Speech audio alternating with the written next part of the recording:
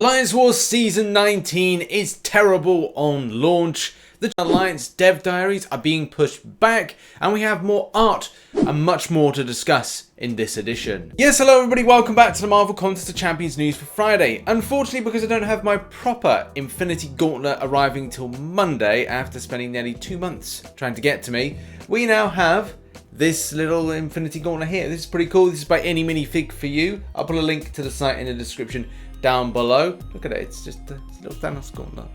It's dainty and cute and cool. In this edition, we're going to update you on a few things that are going on currently, and as well a few opinions from people when it comes to the Season 19 failure. And man, there's a lot of things to unpack. But before we get into all that news and kind of like topics and opinions and discussion and community stuff, I want to give a massive thank you to my current YouTube members and Patreons. Thank you very much to those that support the channel through those means, and as well the people that support through the medium of Twitch and Twitch subs and Twitch Prime. If you have Amazon Prime and want to give a free Twitch sub, you can do by following the on-screen instructions and as well following the description instructions. And I'll be live streaming tonight on Twitch. I think it's going to be earlier than later, because actually it might even be like more later afternoon, because I'm going out this evening. I'm going to be doing some walking, because like exercise is key and important. Go for a run, go for a walk, keep social distance. That's my advice to you. But if I'm back in time around normal time, which is between 2100 hours GMT and as well about like 2200 hours GMT, then I will do a live stream on Twitch. If not, have a lovely Friday. But before I go anywhere, thank you to those that come by to the channel to support via the medium of watching videos, by liking, viewing, said that again, subscribing, post notifications on all. Do the things. You do the things with your hands and your faces and your eyes and your processing with your brain computers. Thanks.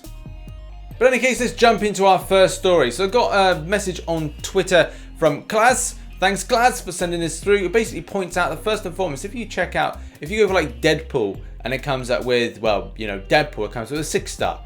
You then go to the likes of Wolverine, you're like, right, how does this work? There's no 6-star Wolverine, which is kind of like, it's kind of weird. It's not like a big problem, but it's just kind of annoying not to see that. And I don't know if Kabam are hiding the 5-star and 6-star kind of ratings of this because they're tweaking something that is obviously going to be more of a playable character. That is probably going to be my theory there, because like again, like Scarlet Witch, you've got the 5-star build, you've got the 6-star build there, and that's there to all to be seen. However, though, Wolverine seems to be some kind of like safeguarded secret when it comes to like the scaling of his regeneration, because let's face it, the 4-star with a high amount of signature is going to have like some really crazy regeneration. But you know, I don't know what the reason behind this to have all the other ones but not have that. Either way, yeah, it's a thing. Next up, and let's talk about Alliance Wars Season 19. Well, you know my feelings and my thoughts around anything Alliance Wars and Alliance Wars seasons, but it just seems to get a little bit more scuffier as it goes on. Now, one thing to point out is, and this is me assuming, is that Season 19 was already pre-built prior to the general feedback and obviously all those kind of bringing together of ideas of change, because Season 19 doesn't represent anything in the way of like, moving forward and future of Alliance Wars in general. It just seems to be more of like headache and pain points, and especially when it comes to certain setups and kind of like node placements. Funnily enough, I've seen this setup yesterday when I started Alliance Wars. This is obviously somebody posting this. Darkhawk always seems to be like, or some people have placed them on the same thing, and just causing a complete frustration on this kind of like placement. And it does obviously seem with day one that, look, no one's going to be prepared for this kind of thing. So it's like, this is the time that we prepare, but also this is the time that we really see the extent of how bad Alliance Wars has got. Not enough, like many people were saying, like Medusa work, but something to kind of like really point out is that timers seem to be a big issue as well. When it comes to like long scale fights, especially ones where you've got to play incredibly cautiously, you know, for example here, like this player is saying that, you know, power gain is a thing. So it's like, it's kind of like hard to do this and as well do it within a very quick time frame with 2 seconds left on the clock, obviously, to get this Hyperion down. One of the biggest complaints that I've seen around is stubborn, which is basically here whenever a defense defender attack misses, is evaded or dodged, they gain 1, 2, 3 indestructible passives. One indestructible passive is removed whenever the attacker blocks a hit or is struck.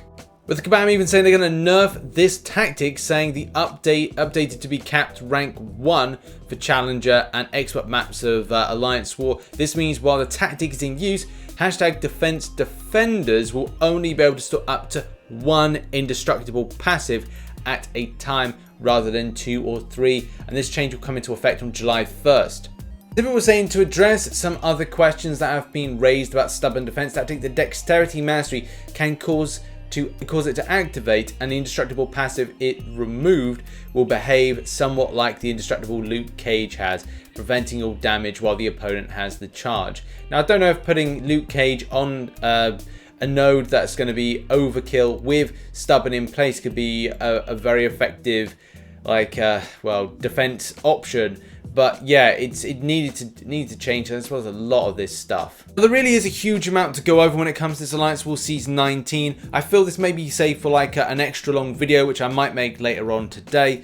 But the main thing to really point out is that the way that the screen, when you see the map, to be frank, the map is very bright, and that's something that I've seen players like talking about, and I do agree, because you go on and just like, whoa, it's just like a really kind of light, bright kind of map, which isn't always great. I think it was the problem that we had with Act 5.1, and the fact it was really bright. I think that was it, or maybe it was 5.2. In any case, that's by the by. The fact is, Season 19 is still not well received. A lot of players are talking about the idea that if this was something that was built a month ago and it doesn't keep in with what players are kind of bringing to the table when it comes to complaints, frustrations and such like, and pain points, then maybe this should have been a case that they cancelled the season 19, and brought it back, or brought Alliance Wars back when it's ready to be delivered, and basically we become sort of sandbox server testers to whatever it's going to change in the future, with Kabam adding little bits at a time.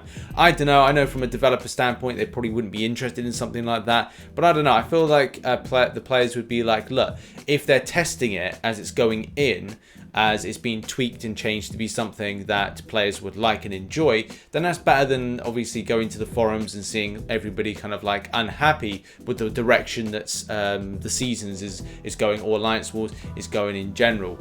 But yeah, we'll have to wait until, I think it's Monday, to find out the scheme of like what potentially could be the future of Alliance Wars in general, or maybe it's a case like, you know, there's a new event going in. We'll have to see. Next up, and let's talk about this Dev Diary Alliance issue. We'll talk about the Champion one in a minute, but when it came to like the Alliance one, obviously a lot of the information when it came to changes or kind of things that were being addressed, some stuff didn't really add up and didn't really keep into consideration maybe some of the general feedback loop.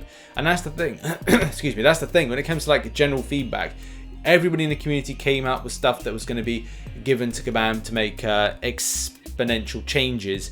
But obviously, if a lot of those aren't really representing some of maybe the current state or the future state of alliance-based participation in the line of Alliance Wars, Alliance questing, and you know, right the way through to things like the help all button, if stuff within there has not been properly addressed, then obviously when it goes live, then Kabam are going to have egg on their face because they've not really taken into consideration what players have been saying. And that's really the key thing, that when this goes live on Monday, and I'm still yet to see the updated version of this, but here's the thing, when I see that, which will probably be Monday at this rate, it'll probably be the same time as you guys get to see it, it will probably have some significant changes that need to happen. So obviously more on that on Monday. And also it looks like the Champion Dev Diary, which is I think scheduled to be the Monday release, is, well, I don't know if that will be pushed back, but it looks like it's sort of on timeline, which, like I said, it should be Monday, June 29th. Obviously, the Alliance one was meant to go live yesterday, June 24th. So it is, or was it June 25th? It was meant to be released. We got timeline delays. In any case, I think we'll get it when we'll get it, but this is a difficult one. And now with all that being said, let's move on to art and end the week with a bit of art. So, Gil Andres sends through this. This is amazing. So if you want to follow Gil on Instagram for some Marvel Contest of Champions, as well as some other kind of like art, please do so. Because look, you can see this amazing piece here. This is Scarlet Witch. Obviously, I don't know, it looks like a flake advert. UK people would get the reference with the rain falling. I just need like a flake and then just rain. But the fact is, it's really well done. And some of his work we've talked about in the past, like the Summoner profile pic. This is one of my favorite ones that Gil has done. The Wolverine, love the Wolverine. A little bit more detailed that he's put in from the other one. Also the Doctor Doom. Dr. Doom's there looking cool, popping out the crystal. That's what McCocnews Dude was looking for a long time, but he's got it. And yeah, there's is that an Adaptoid? It's a Adaptoid there, looking quite nice. It's like a Deadpool Adaptoid. It's looking kind of crispy. It's looking kind of cool. But yeah, like this Scarlet Witch, you hit it out of the park with this one. Fantastic work. Go follow Gil. Also, go and send some love the way of MCOC Calentak. So it's always very interesting to drop in to see what MCOC Calentak is doing from a point of like, you know, design, because he does a lot of these kind of like, it looks like engine modeled, like things like on a computer, and it's always well put together what he's been doing. So we've got like a design there of a Deadpool suit. This looks like the one from the first Deadpool film when he goes in white, when he's just like, oh, I need to change to red because I get covered in blood all the time. And recently he did a Hit Monkey, but it kind of like changed the style. It's kind of like more like John Wick kind of style. So I thought this was really cool as well. Go and check out MC Calentak.